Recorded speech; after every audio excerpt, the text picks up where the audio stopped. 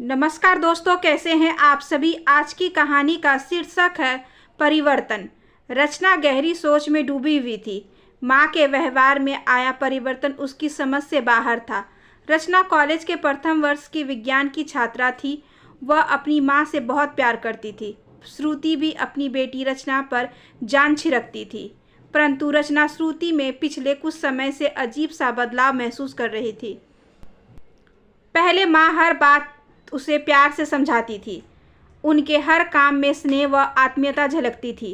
रचना को याद है, जब वह स्कूल से लौटकर आती तो माँ उसे गले से लगा लेती थी और मिनटों में उसका मनपसंद खाना टेबल पर रख देती थी। उससे अगर कुछ गलती भी हो जाती तो डांटने की बजाय समझाती थी। कितनी अच्छी थी माँ। उसकी हर बात को रुचि लेकर सुनती, लेकिन अब उन्हें न जाने क्या हो गया है। अब वे अपने आप में ही डूबी रहती है। रचना जब कॉलेज से आती है तो या तो किसी पत्रिका में होती हैं या फिर कहीं जाने के लिए श्रृंगार कर रही होती हैं। इन सब बातों को लेकर साहिल और उसमें कभी कभी नोकझोंक भी होने लगी। इस बीच तुम्हारा जन्म हुआ और श्रुति को ऐसा लगने लगा जैसी उसकी सुंदरता कम हो गई है। वह कुछ मोटी हो गई थी, इसलिए हमेशा यह सोचती कि काश तुम पैदा ही ना हुई होती। परंतु धीरे धीरे तुम्हारे प्रति उसका मातृत्व जाग उठा और वह तुम में व्यस्त हो गई। कुछ समय बाद जब तुम्हारा भाई हुआ तो वह और भी निराश हो गई। सब तरफ से मिलने वाली प्रशंसा अब बहुत कम हो गई। राजू के जन्म के बाद वह कुछ बेडौल हो गई। वजन भी बढ़ गया। आलस की वजह से उसने व्यायाम की ओर भी ध्यान नहीं दिया और दिन प्रतिदिन और मोटी होती गई। इधर तुम्हारे पापा व्यवसाय में अधिक व्यस्त हो गए, अतः उनका ध्यान भी घर की ओर पहले की अपेक्षा कम हो गया। अब उसे ऐसे वाक्य सुनने को मिलते, श्रुति तुम कितनी मोटी हो गई हो, पहले कितनी अच्छी लगती थी। उससे श्रुति और अधिक निराश रहने लगी। जब उसके बालों में सफ़ेदी झलकने लगी तो उसे डिप्रेशन रहने लगा। उसने बालों को डाई करना शुरू कर दिया।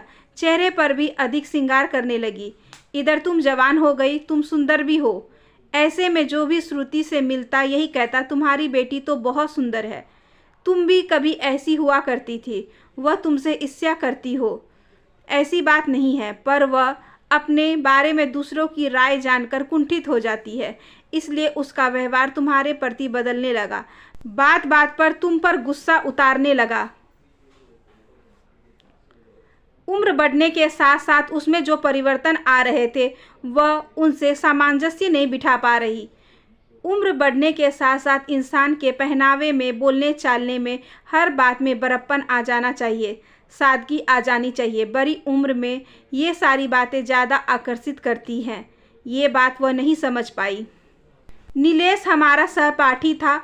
वह कभी श्रुति पर जान छिड़का करता था। उसकी सुंदरता का बखान करते न थकता।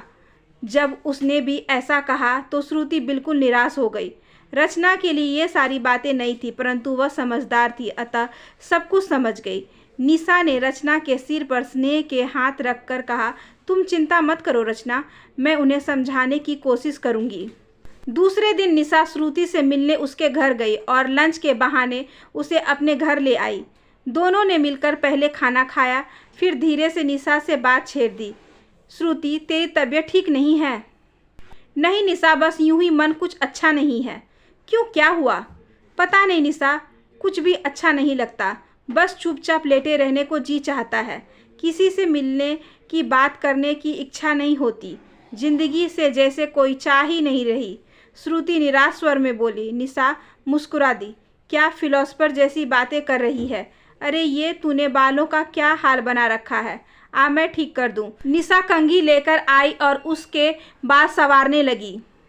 कितने सुंदर हैं तुम्हारे बाल आज भी, मेरे देख सारे झड़ गए हैं और इनकी हल्की सफ़ेदी तो तेरे चेहरे पर चांद लगा रही है। श्रुति ने आश्चर्य से निशा की ओर देखा। चार चांद? कैसी बातें कर रही हो निशा, सफ़ेदी तो बुढ़ापे की निशानी है। निशा हंसकर बोली, बुढ़ापे की नहीं, बड़प्पन की निशानी है। जब हमारे बालों में सफ़ेदी आ जाती है ना, तो हम में बड़प्पन झलकने लगता है।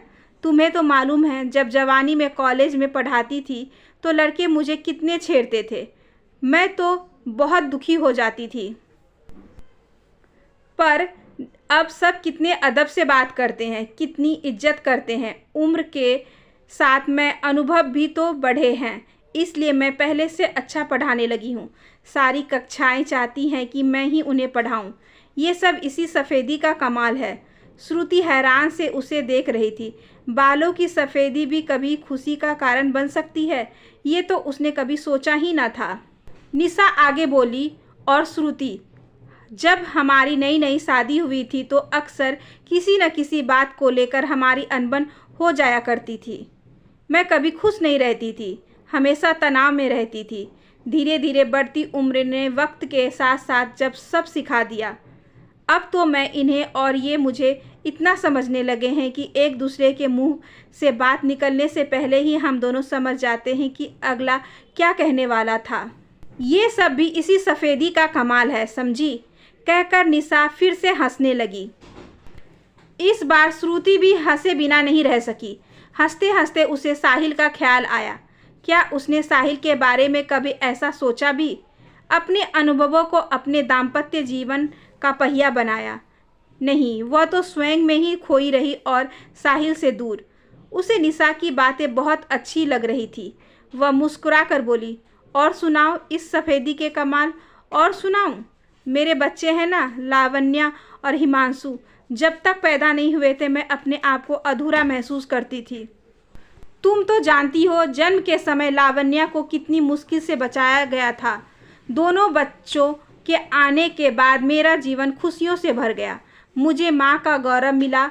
लावण्या अब 16 साल की है। उसे मेरे प्यार, सलाह, मार्गदर्शन की ज़रूरत है। मैं उसकी सबसे अच्छी दोस्त हूँ। मैं उसकी हर बात में शामिल हूँ, वरना इस उम्र में बच्चे भटक भी सकते हैं।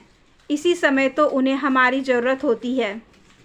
श्रुति की आंखें नम हो उठी। क्या रचना को वह कभी ऐसा दोस्ती का रिश्ता दे पाई? क्या उसने कभी स्वयं को 2 बच्चों की मां होने पर गौरवान्वित अनुभव किया? शायद नहीं। तभी निशा अंदर जाकर एक साड़ी ले आई और उसे देते हुए बोली, देख श्रुति, ये साड़ी कैसी है?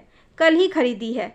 श्रुति ने साड़ी देखकर कहा, अच्छी तो है, पर इसका रंग बहुत ही हल्का है। निशा ने कहा, इनकी पसंद है। वैसे भी अब मैं गहरे रंगों को छोड़कर हल्के रंग पसंद करने लगी हूँ। हर चीज़ का एक वक्त होता है और वक्त के साथ चलने में ही बुद्धिमानी है। श्रुति, उम्र के साथ स्वयं में आए परिवर्तनों को खुशी से स्वीकारना चाहिए। इस पौधावस्था का भी अपना एक महत्व है। हमें इसे भरपूर जीना चाहिए। बल्कि मैं तो इसे अपने जीवन का सुंदरतम हिस्सा मानती हूँ। और तुम? श्रुति सिसक रही थी। उसकी और निशा की सोच में ज़मीन आसमान का अंतर था। अपनी सोच की वजह से ही उसने अपना जीवन नर्क बना रखा था। वह कोई जवाब न दे सकी। बताओ न श्रुति, तुम क्या सोचती हो? निशा ने फिर पूछा। श्रुति ने भीगे स्वर में कहा, निशा, आज तक मैं भटक रही थी। मैं समझने लगी थी कि जवानी खोकर मैंने सब कुछ खो दिया है। पर आज मेरी समझ में आ गया है कि मैं कितना गलत सोचती थी। तुम्हारी बातें सुनकर आज मेरी आंखें खुल गई है। आज पता चला कि पौधावस्था भी उतना ही महत्वपूर्ण है।